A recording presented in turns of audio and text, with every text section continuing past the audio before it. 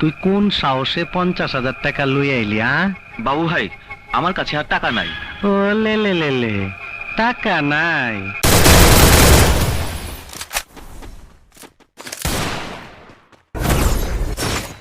আমি আদালতে বলবো জাহিদুল ভাইকে খুন করেছে ওই কাটা রফিক।